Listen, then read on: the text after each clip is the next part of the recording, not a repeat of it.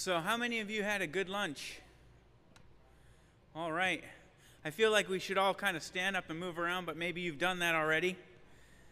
So I would just like to have a word of prayer with you as we begin, and then I want to leave the rest of the time to Dr. Deal. So let's have a word of prayer together. Father in heaven, we thank you so much that you've brought us to this place, Lord, to hear a message from you regarding our health and how we can truly be a blessing to others as we live the way that you would have us to live according to your will. Lord, we know you're coming soon, and we want to be ready and do everything by your grace that we can do to prepare for that day. We thank you so much for Dr. Deal, who's given us message after message to encourage and challenge us, and may you be glorified continually this day and in this next presentation. In Jesus' name we pray. Amen. Audio. Play the song. Make the song.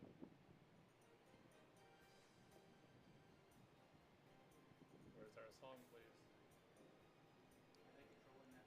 Track one. Track one. Here it comes.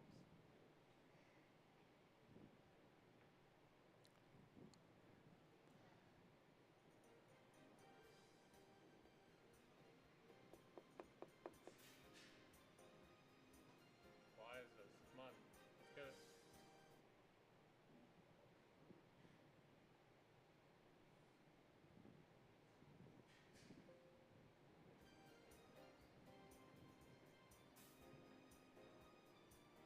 It's playing, but it's not coming out. I just want to be healthy. In my heart and my mind, it's my goal.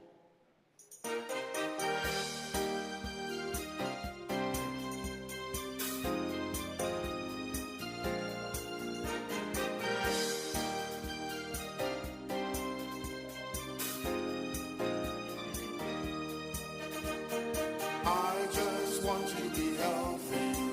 In my heart and my mind, it's my goal. I just want to be healthy.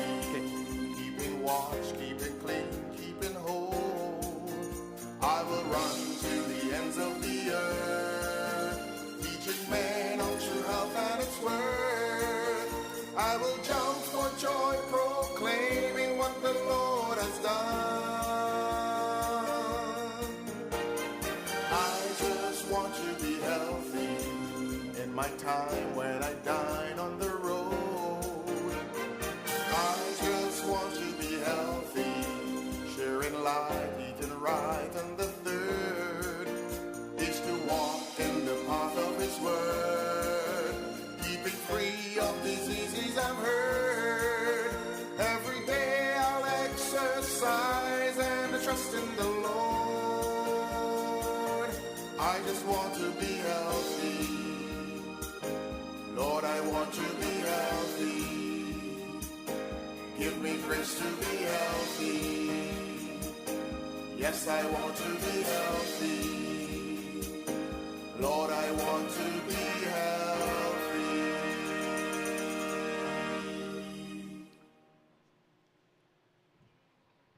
Slide number one. Slide number one. Folks, I have some good news for you. We're talking about obesity today. It's a very touchy subject. It's a subject that most people that are a little bit on the chubby side dread even to think about because they know they get hammered again. Amen. Today, I want to assure you that you are not responsible for being overweight. Is that good news? Amen. All right. Let's see if we can get the slides on. The next slide, please, is we are obese because we're living in an obesogenic environment. That means it's an environment where obesity is being grown and is being practiced. Let's take a look. This is 1985. Before 1970, it was difficult to finding obese people to any large extent in the United States. This is a recent phenomenon. because our culture has changed dramatically. Here's 1985. You see the light blue color?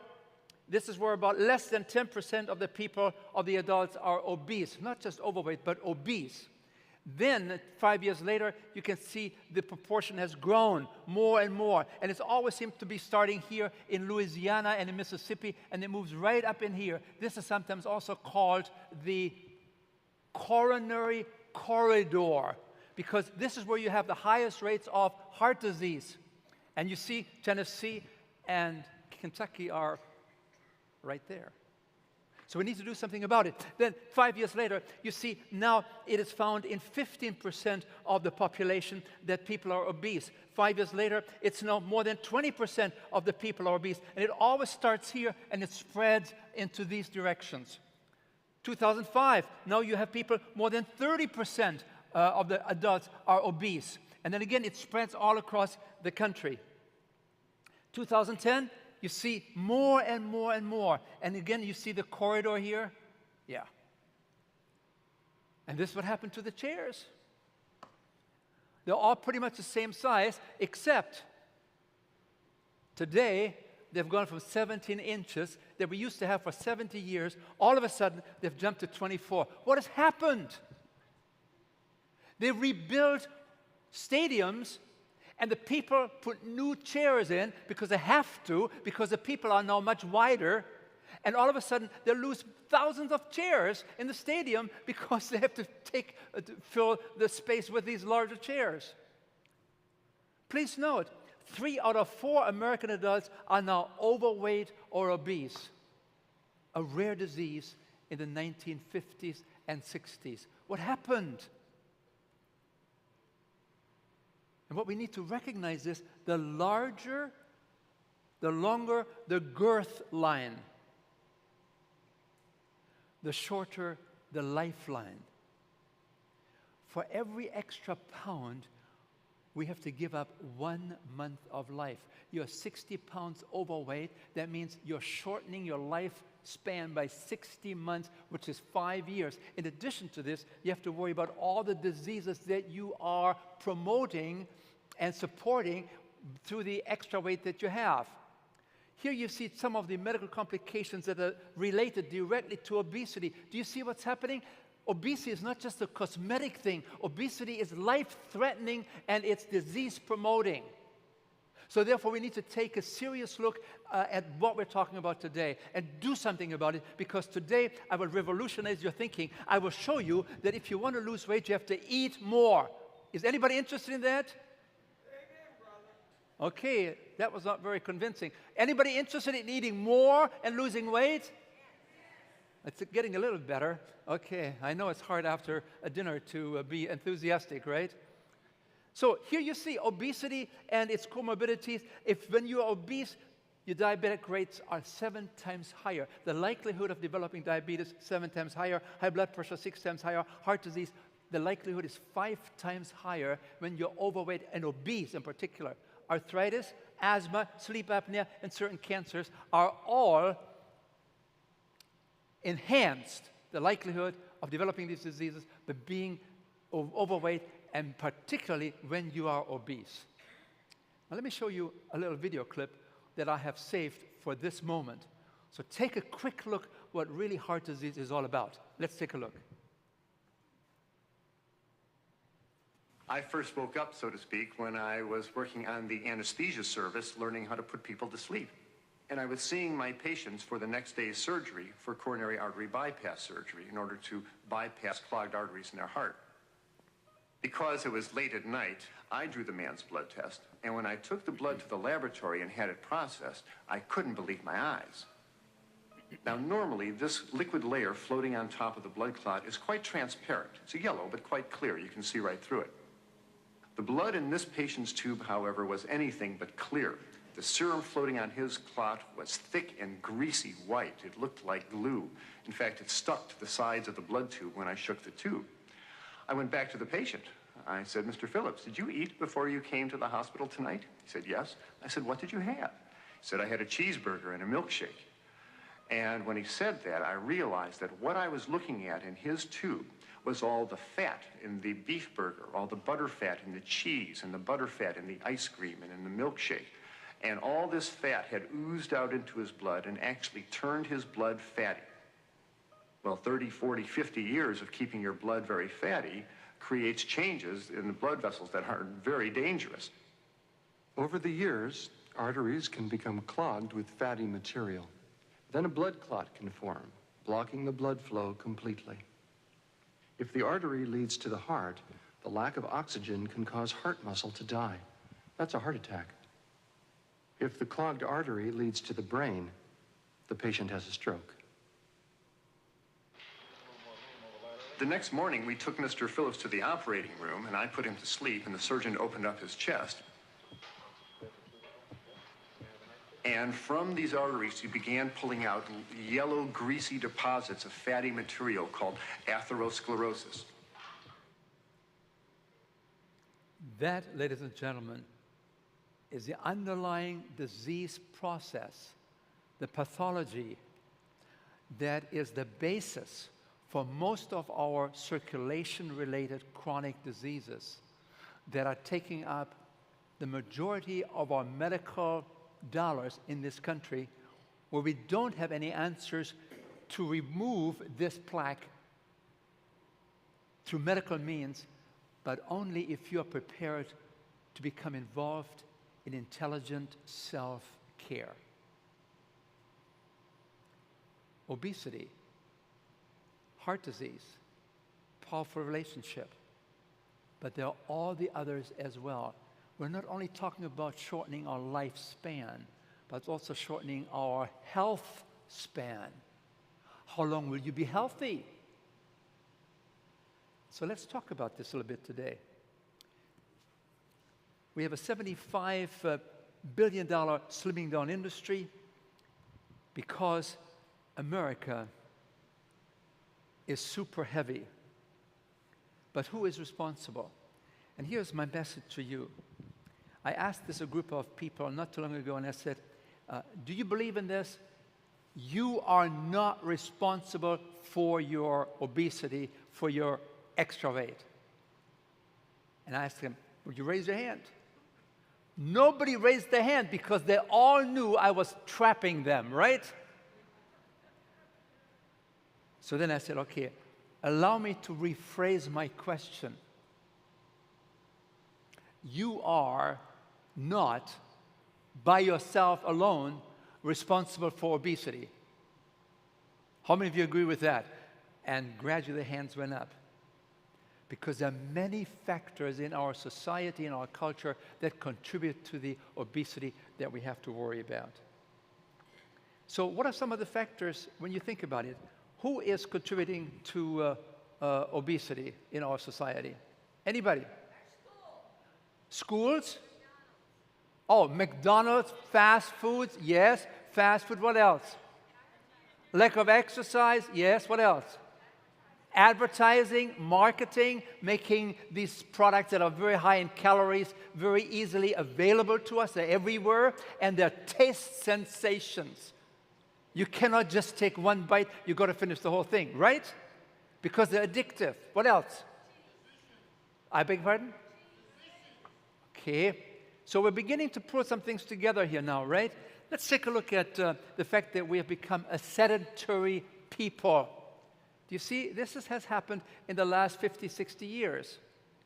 Look, this is what we do. We take the elevator and go into the fitness center. And look at this one here. We have to have a car to take us from the boat to the house. Yeah, we're very conveniently lazy, aren't you? This is part of our lifestyle. What we really have to recognize is while a lack of exercise contributes to overweight, we have to also recognize that the number one factor that pushes the obesity issue in our society is the fact that we're eating more calories today than in 1970. In 1970, about 2,000 calories, and gradually people began to eat more and more and more calories on average. And whenever you get more calories in than you put out, these calories are being put into a special central bank. Yeah? That central bank is usually right here. And after a while, when that central bank is overflowing, because the deposits come in more and more and more, and you don't make enough withdrawals, then it overflows, and you begin to set up branch offices all over your body. And you say, oh my goodness, I need to do something about this. We have a wedding coming up. We have a special family reunion. We have a high school reunion. We need to do something about it. And what are we going to do? We're going to lose weight overnight, right? And so we fall subject to the advances and the allurements of an industry that is out there, especially in the supermarkets, where you have a magazine, and every week there's a new magazine that says, how to lose 25 pounds in 25 days, how to lose 35 pounds in 29 days. And there's a new diet every month being designed in this country, and folks do their work. What happens? You fall into the trap, and you lose the weight, and you say, now you can change the wardrobe again, and you move all your larger clothes that you used to have on the left side, you put them on the right side, and you say, I don't want to see them ever again, because now I lost 19 pounds. I'm on my way to have a swelty, slender body. And what happens then? The program is over, the 19 days, the 21-day program. You have grapefruits and grapefruits and grapefruits and grapefruits. Yeah, the grapefruit diet. And then you have the diet of grapes and grapes and grapes and grapes. And what happens? And you lose the weight. But the sour grapes always come shortly thereafter, because you cannot stay on these monotonous diets. Let all diets die if you want to lose weight. Diets have no place in a rational weight management program. Let them die. These are offered by missionaries of, they're on a mission to sell their products. But they all know that, yes, you can lose weight if you stay on a monotonous diet for a certain amount of weeks. But then you have to go back. And what happens? You go to your closet and say, oh no, I have to take all my clothes that I used to be on the right-hand side, put them on the left side again. I need them again. It's the yo-yo syndrome. And you become very discouraged, and you say, well, I was doing well, but look what happened now. And you do it again with a different diet. You lose, and you gain, and you lose, and you wait. And then you say, there must be something wrong with my glands. Is it the salivary gland?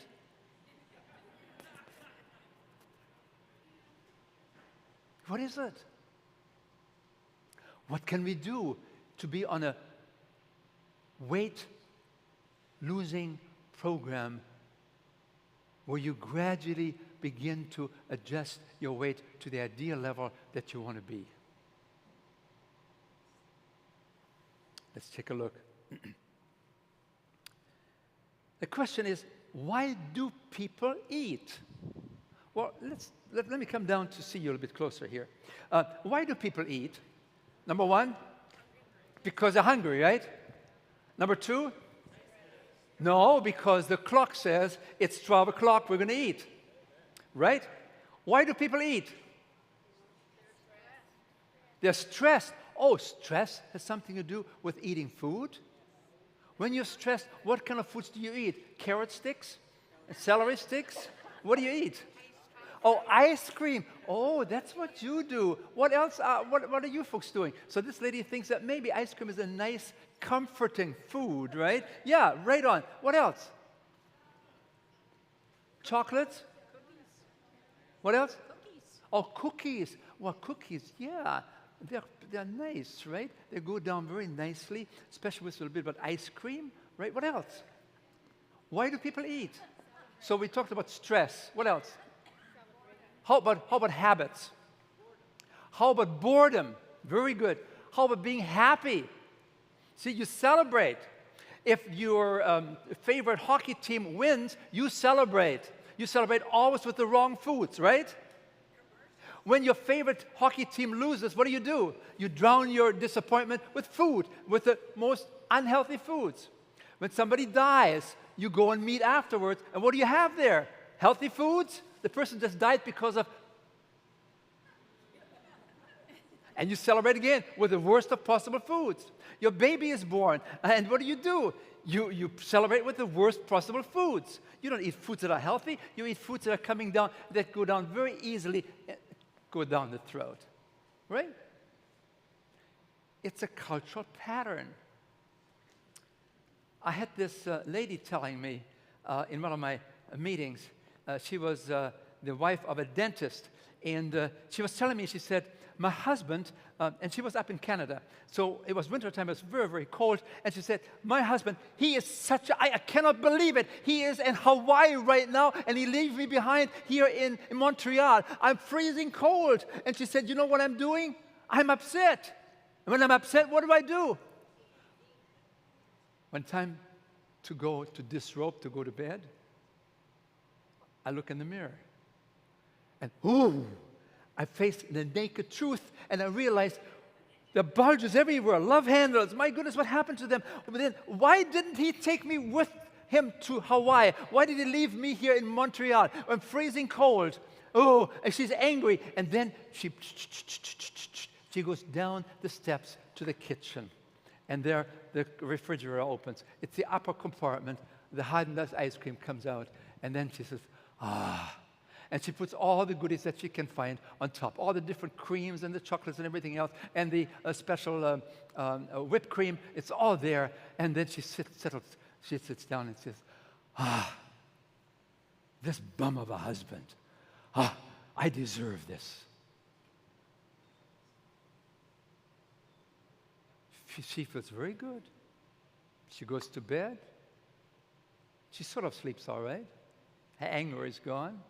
In the morning, she wakes up, and the kicker is there. Ah, I ate this whole thing last night, and I was going to convince him. I was going to surprise him. I was going to lose 5 pounds while he's gone for a week. And look, I've already blown it after the first night. Emotions and food, they go together, right? Can be happiness, can be anger, can be irritability. I talked to a minister today, and he said, Hans, you have no idea how much we are in the limelight of our congregations. And sometimes they dissect our sermons, they find something wrong, and they begin to get critical. And you know what we do as ministers? Food is lovely, right? Food is a comforter. So folks, here's my first lesson for you today. Be nice to your ministers. I mean, I prepare some sermons, but folks, I preach them so many times that I know in by heart. But these ministers, they have to prepare a new sermon every week. Imagine, and you have these high expectations. Be sure you tell your minister, I really appreciate what you did. You didn't do a very, no, don't say that. Say, I appreciate that you're always there and you're available to us. Let us be more affirming of the people in our circle of friends. Are you with me there? Can we do this? It's about time, don't you think? Yeah. And you can start today by sending a letter to the conference president and say, I'm so glad you brought Dr. Hans Steele from Loma Linda from the School of Medicine to come to Loma. Well, you know, I'm lighthearted about these kind of things, but do something nice. Yeah. So, we talked about emotions that are actually affecting us in terms of making choices, and usually not the best health-oriented choices. What about advertising? Look at this one here. This is Kellogg Corn Flakes, Frosted Flakes. Kellogg Frosted Flakes, just one brand. They spent $40 million in advertising this product. Then you have the McDonald's. They spent $1.6 billion in advertising. Go to Happy Time, to Happy Place. We are the place. We got everything for the kids. We serve you. And then they say, well, you know, we tell people, you should really do an exercise program. We're promoting health. Well, really? Well, why don't you change your menu? Easy to do, right? It's not. I talked to one of the McDonald's executives, and I said, couldn't you offer more fish dishes? I mean, just as an alternative. And they said, sir, you don't understand. We have so many millions and millions, billions of customers. If we would offer them fish, we would have the oceans emptied of all fishes in no time. Do you see the power that is there? Marketing. Look at this. McDonald's tells you, spends $1.62 billion to eat their products. And then you have the National Cancer Institute in America that tells people you should eat at least 5 vegetables a day. And their budget? $1 million. $1 million versus $1.6 billion. Who wins? Who's on television? The National Cancer Institute? No. They don't have the money. And look what happened. 1972, fast foods, this McDonald's spent $0.3 billion. Today it's $22 billion. This is their revenue that they pick up globally. Huge multinational global companies that are seducing us because their products are available and they're always standardized. If I go anywhere in the world, if I'm in Saudi Arabia, I can go to McDonald's and I have a McDonald's burger that I can also find in Loma Linda. True. All the Loma Linda city tried to fight the McDonald's. They didn't want them to come into the town, but equal business opportunities have to be granted, and so now we have McDonald's in Loma Linda too. So there's a standardized fare with expectations that can be met universally. And we talked about this already here, how the diet began to shift in the 1970s. We begin to understand more and more that as you have more money coming into society, so societies all begin to change because they no longer eat starchy foods like beans and potatoes and yams and brown rice. No. They are no longer eating potatoes. They're eating potato chips. And potato chips means lots of fat. And the starch that you have is a minimal amount. When you look at, what can I say? When you look at corn, corn is a high starch, high fiber food. But now we eat corn chips. We used to drink water, now we drink soda pop. We used to be slender, now we're well-rounded. And so this is a big change that we have seen. And whenever you have this kind of diet composition, where most of the calories comes from fats and oils, and from sugar, and some white floured products like refined starch, and you have lots of animal protein, you can see the protein consumption increases as a society becomes more affluent. The money goes up in the society, and you begin to eat more animal products. When you have this kind of a diet composition, this is the diet composition that we have in America, and now you spread this kind of diet around the world, and within 5 to 10 years, the country will have the same diseases that we have here, and they had none before. It's devastating. So we talked about this, that only 14% of the calories that we eat here in America comes from calories from foods that God made as master designer. Fruits and vegetables and whole grains and legumes like beans and lentils and some nuts and some avocados. This is the American diet. What do you see here? Can you find any fruits? Can you find any vegetables? Can you find any water? Can you find any beans? Can you find any whole wheat bread? This is the American diet, an engineered food made for profit, not for health. We need to understand this. This is a secularization of Adventism as well today, because we begin to eat more and more of these foods as well. We are subject to the environment. And we have to sort of find a way to have a cross current. We have to fight the current of the culture that says eat, drink, and be merry, and the doctor will take care of you tomorrow. It doesn't happen. Remember, if you take more calories in than calories out, these calories are being put into the central bank of our bodies. We need to make sure that we only eat as many calories as we are expending through exercise and being alive. So, you just got the notice that there's a family reunion coming up in about 3 months, and what do you think? Oh my goodness, I got to lose some weight. Eat, and you say, eat less. And so you follow these kind of dietary programs, right? You're on a starvation diet, right? I mean, they tell you portion size, eat less, eat less, eat less, and you have hunger pangs, and you feel deprived of your enjoyment of life, and it's a miserable lifestyle, and you say, well, after a while, it's not worth it. I might as well go back to eating. And then people say, well, you don't have to really cut back on your food. Just exercise more. Expend, blow these calories off through exercise. Haven't you seen the program on television about The Biggest Loser? Haven't you seen those? They're marvelous, aren't they? Do you know that they're exercising 16 hours a day? Do you have 16 hours a day to exercise and burn calories like these people do? It's a false world. Oh, let me tell you a story. These two ladies come to me, and they say, Dr. Deere, they're dignified ladies like I am. You know, that's in their 70s. I'm 76 years of age. These two ladies are in my age group, and they come to me and say, Dr. Deere, we'd like to lose some weight. I said, would you like to change your diet? No. What do you want to do? Oh, we want to exercise. We want to burn off these calories. Can you give us a walking program where we can lose weight? I said, yes, I can. So we figured it all out, and I told them, you will be able to lose so many pounds in so many weeks. If you do the following thing, I want you to walk from the hospital to Stater Brothers, the store.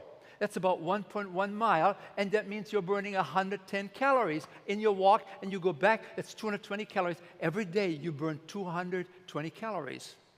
And they said, well, what does that mean? Well, once you have burned 3,500 calories cumulatively, then you have lost 1 pound of weight. So how many calories do you have to lose 1 pound of weight? 3,500 calories. That's 1 pound of fat. Okay? So after a few weeks, after 2 months, they come back to me and say, Dr. Dill, your program is not working. It's not working? No. We're gaining weight. I said, oh, wait a minute. Did you follow my program? The two ladies. And so I asked both of them because I want to make sure that they're telling the truth. And they say both the same thing. Yes, we walk every day 6 times a week. From the hospital to Stater Brothers, and then we turn back to the hospital. And you do this 6 times a week? Yeah. And you're gaining weight? Yes. That's impossible. And I said, now let me see if I get this right. So you start at the hospital, at the medical center, and you walk your 1.1 miles to Stater Brothers Food Supply, right? The big store there? Yes. What do you do there? Oh, we go inside. And what do you do there? Oh, we have been so good. We walked 1.1 miles. I mean, we deserve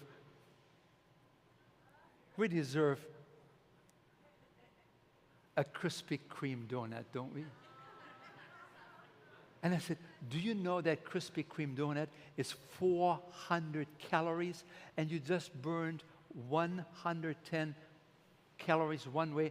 You burn 220 calories a day going back and forth, but then you put in 400 calories with that extra donut.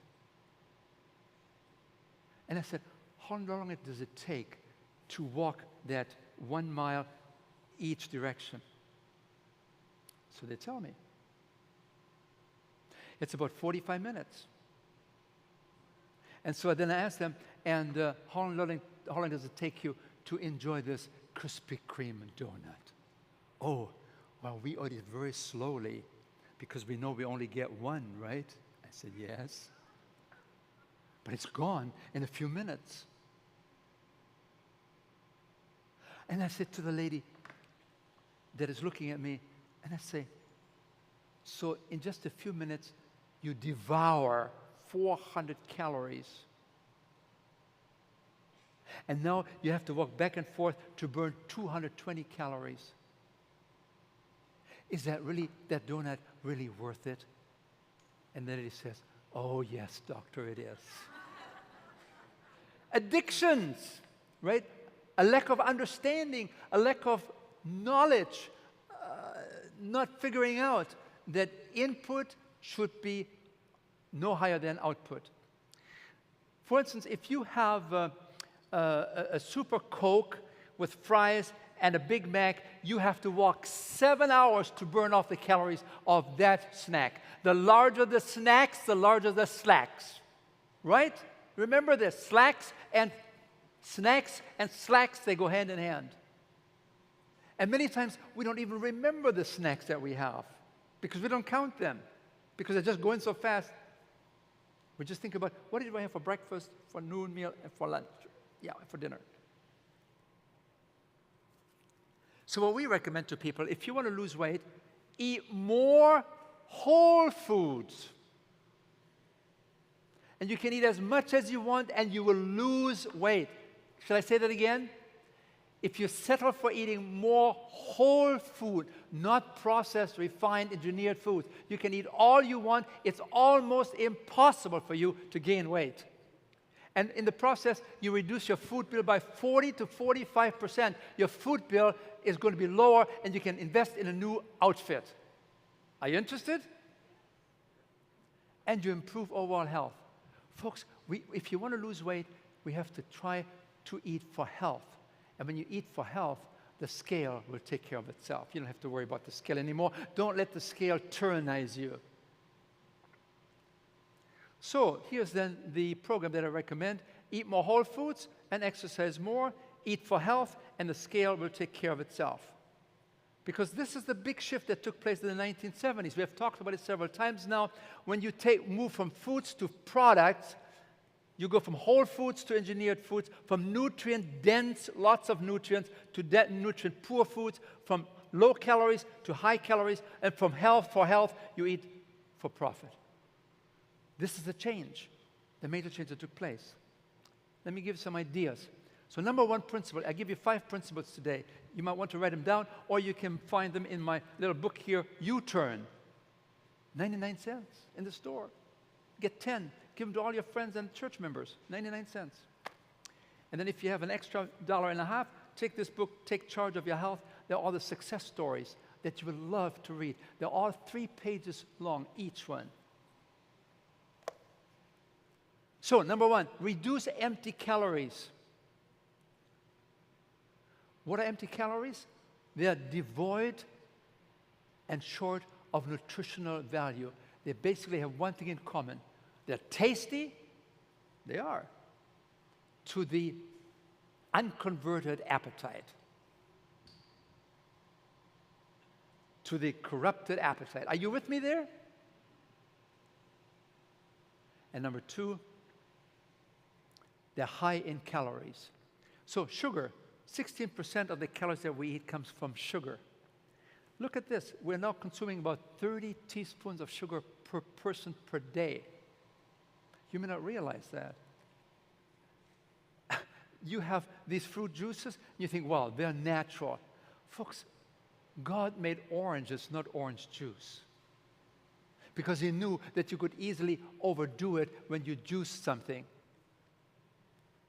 See here, you have grape juice, 36 grams of sugar in 1 glass of grape juice. That's 9 teaspoons of sugar. You say, well, it's a natural sugar. The body doesn't know the difference between natural sugar or honey or refined sugar or brown sugar or white sugar. It's all the same thing. So be aware of these things. And then look at the donut. I mean, look at this very carefully. The best part of a donut, anatomically speaking, look at the curves. Yeah. The best part of the donut is the hole. It wouldn't do you any harm. And look at this German chocolate cake. 1 small piece, 15 teaspoons of sugar. And then you have cereals. Folks, this is not a cereal. This is not a grain. This is a candy. Do you know this is 48% of the calories is sugar? I one time spoke in Battle Creek, and that's where the Kellogg Corporation is. I was younger then and not as experienced in dealing with political issues. And I talked to the people there and said, you know, do you realize that these Fruit Loops are 52% sugar? And the man in the back of the auditorium stands up. He's dressed up very well, tie on, and I know I'm in trouble. And he said, ladies and gentlemen, I'm the vice president of marketing for the Kellogg Corporation here. This man is not telling the truth. These products are not 52% sugar. Fruit Loops have lowered the sugar content to now 48% sugar. You get the idea? And then look how much we pay. For 1 pound of oats, we pay about $2. For 1 pound of grains that you find in these Fruit Loops, we pay $13.97. And the people that can least afford these kind of foods are the ones that buy them, because it's all related to education, and understanding. And we need to help our friends, our people, to understand these kind of concepts without making them feel that we are judging them.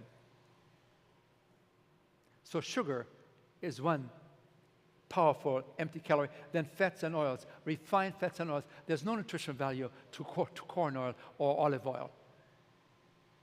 These are empty calories. They're just plain calories. And every gram is how many calories? 9 calories. Okay, you saw the film. We showed this to you before. We get to extract the corn oil from 14 ears of corn, and this is what we get out, and then we turn it into corn chips, and one little bag is almost 1,500 calories, a half a pound of fat, and look at the amount of salt, and 90 grams of fat, and we shouldn't have more than 35 to 45 grams for the whole day from all the foods. And we talked about that before. Potatoes they have 3% fat. When you buy them as potato chips, it's 63% fat. I mean, look at this. You can eat 4.5 pounds of potatoes, or you can eat 7 ounces of potato chips, and the number of calories are exactly the same. You can eat 4.5 pounds, or you can eat 7 ounces. That's 10 times more weight that you can eat, and it will be the same number of calories. God knew how to package food. God is a master packaging person.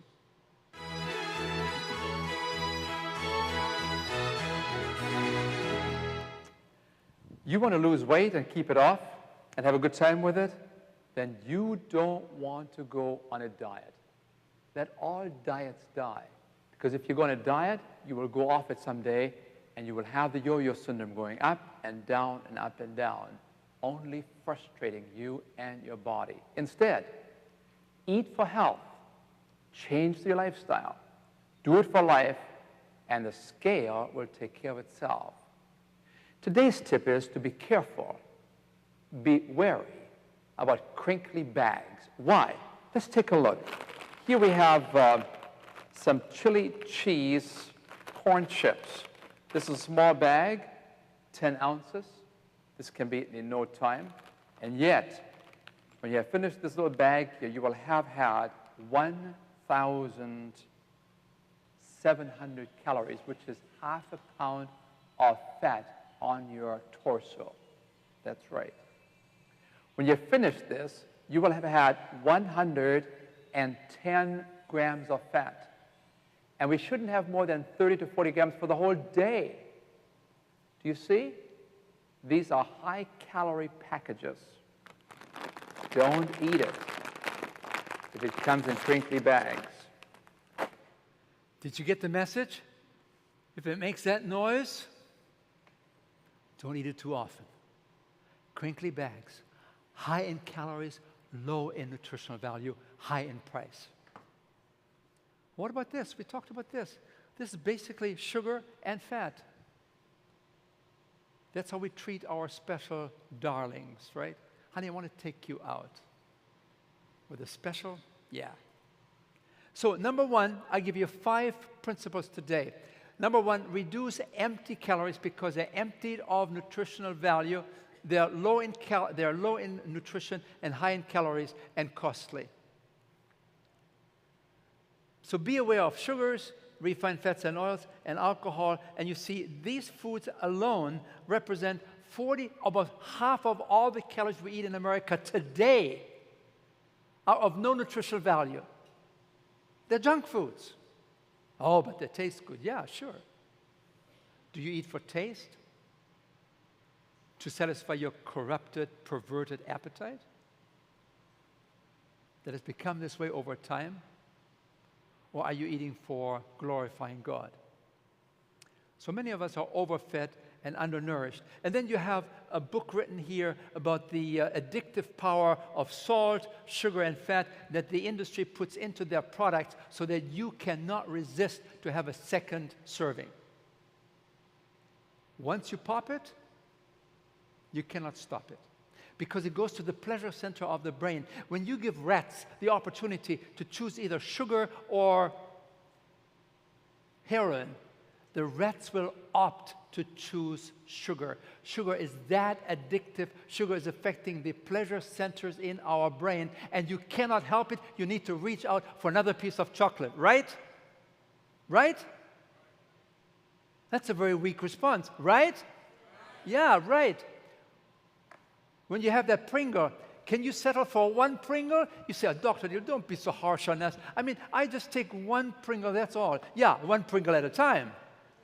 Until the thing is empty, right? Because you cannot resist it. That's why I always tell people, don't bring it home. When you bring it home, you're going to eat it.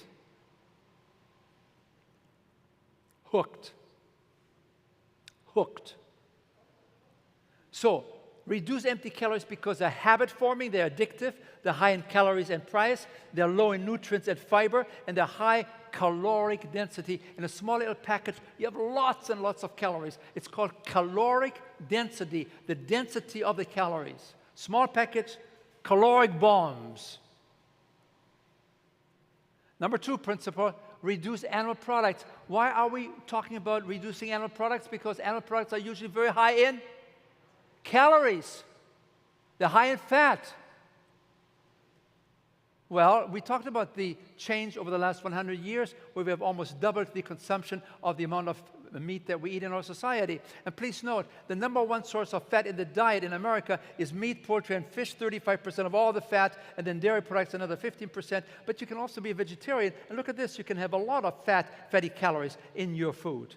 And then you have margarine and so on. So be aware, animal products are high in calories. That's why we want you to be careful about these foods. And look at the amount of cheese that we consume, from 4 pounds up to 40, almost 40 pounds per person a year. We are cheeseaholics. We're in a cheese trap. Addictive. Totally addictive. You take the cheese away from someone, they will be upset. Wean yourself off gradually from these products. I grew up close to the Dutch border, and you know, the Dutch people, they make the best cheeses that you can imagine. We would get small portions in our family after the war. Oh, we relished these. I could differentiate between an Edam cheese and a Gouda cheese, no problem. We were connoisseurs. But you know, when I began to understand that cheese is 71% fat on the average, no fiber, high in salt, saturated fat, cholesterol, I gradually weaned myself off.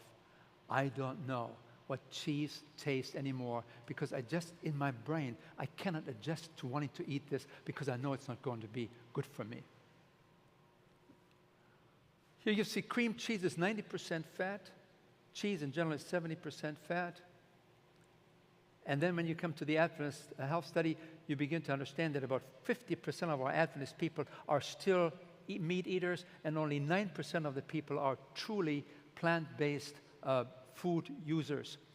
But please note, this is for women now. This is the Adventist Health Study where they followed some 96,000 people for 7 years. And please note, the Adventist women, on the average, weighed 180 pounds on a meat diet.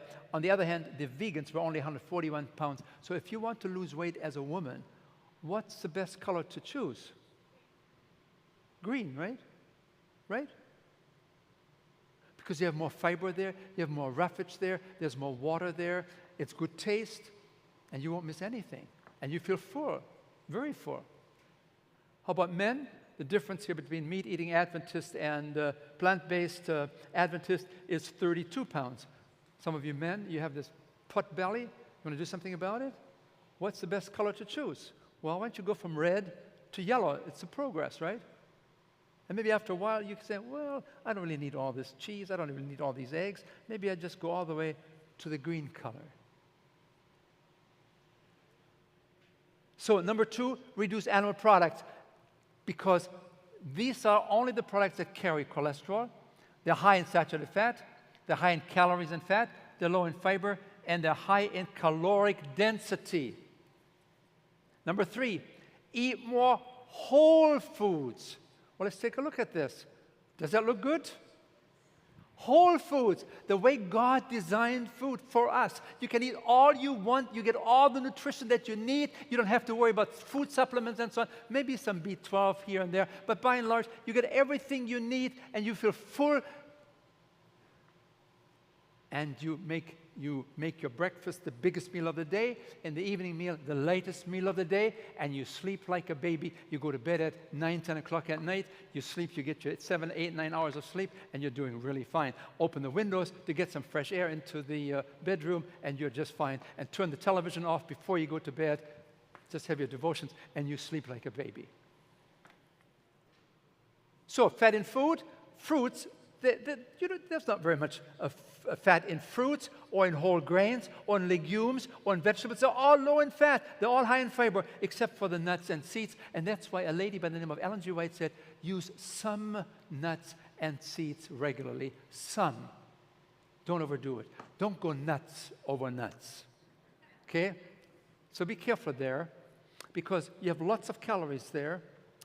But please note, these foods that we recommend, fruits, vegetables, whole grains, legumes, are all very low in fat, and they're very high in fiber. You see this here? Look at legumes, beans, 12 to 20 grams per cup. Animal products, 0. Cheese, 0. Milk, 0. Refined processed foods, minimal. This is what you want to get. This is what you find in fruits, vegetables, whole grains, and legumes. Look at this. You have a lot of fiber in the food. It gets into your stomach, and you see all the fiber, the blue symbols here, and you need very few calories to really fill that stomach. And when that stomach is full, it sends a message out to the brain, I'm full, and the appetite goes down. But when you don't have enough fiber in the food, as you see here, you then have to eat more and more calories to fill the pouch. You need about 4 cups of food to fill the pouch before the signal is being sent to your appetite in the brain. I'm full. Shut down. You don't need to eat anymore. You're full. Are you with me? God gave us a beautiful mechanism. Just eat more food that has roughage, that has fiber, and that's only found in food that comes out of the hand of the master designer. He knows how to package and create food for his creatures.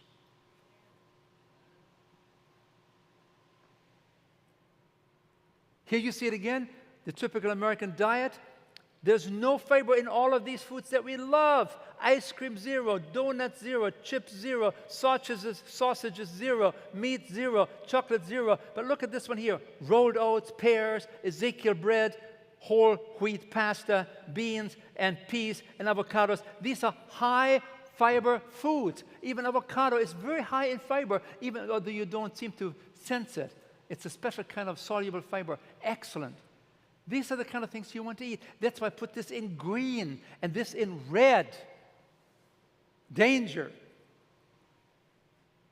Every time you refine food, you're concentrating the calories. It's much better to eat 3 apples than to drink 2/3 of a glass of apple juice.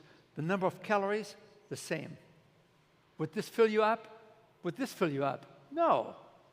So you take 2 and 3 glasses, so the calories come in. Folks, God is the master packager. He knows how to design the food and how to package it. How about bread? Well, this is just 80 calories. I mean, I don't know how people can buy white bread. It's just fluffy, nothing there. And then what do we do? 80 calories, and then you put, what do you put on top? You put the margarine on top, right? Why do you put margarine on bread? Why?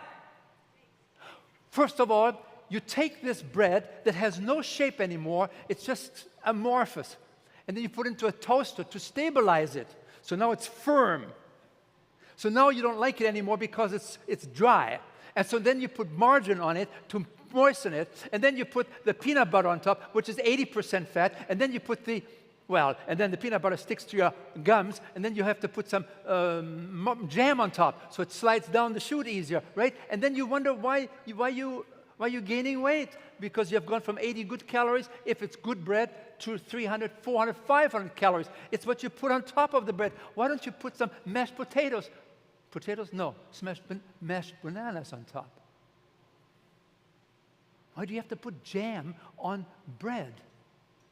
It's just a cultural habit, isn't it?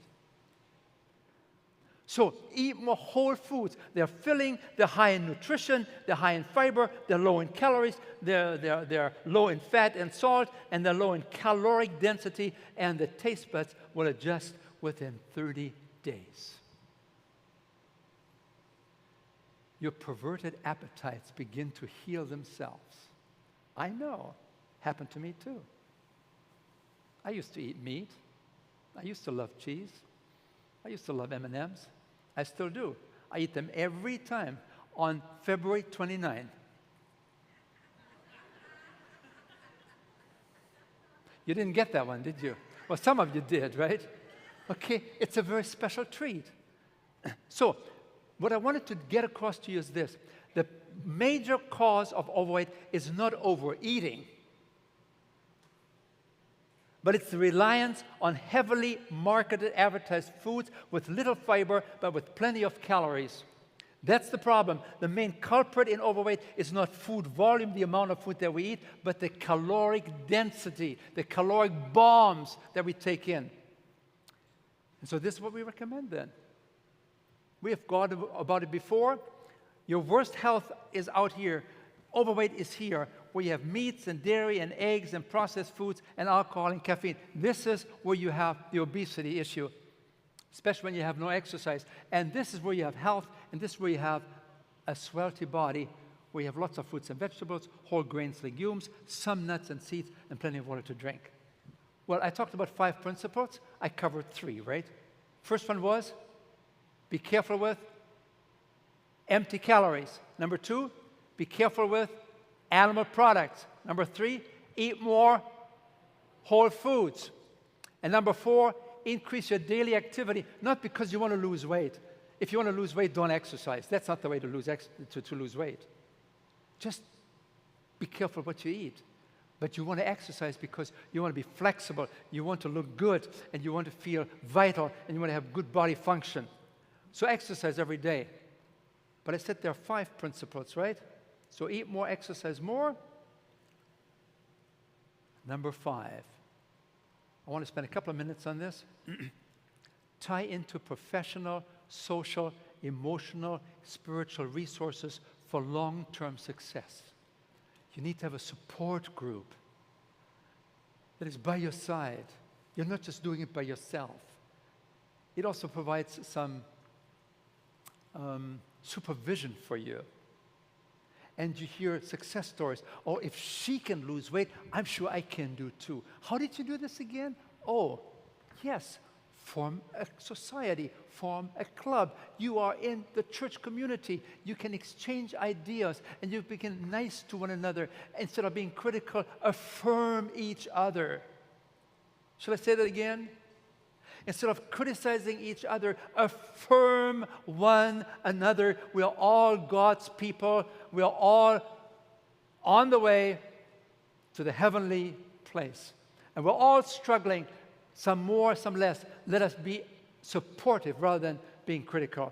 And that brings me to my last point. Well, I was about 50, a little over 50, and I had been obese for about 30 years and weighed about 80 pounds over my wedding day weight. I just, felt tired all the time, didn't have a lot of motivation for doing much of anything. I knew I needed to lose the weight, and I needed a program that I could do easily and for the rest of my life. When I found out about CHIP, I began to apply the principles that were taught. I began to lose weight. The weight just melted off. And within a short time, I was feeling a whole lot better. I was able to fit back into my wedding dress for my 35th wedding anniversary, something I had always dreamed of and didn't think I'd ever be able to do again. And as I was walking one day, I had so much energy that I just felt like bursting into a run, which I hadn't done for many years. On top of that, I was able to play with my grandson in the park, and I wasn't getting sick anymore like I used to. CHIP just gave me my life back, and it's a lifestyle that I can do for the rest of my life.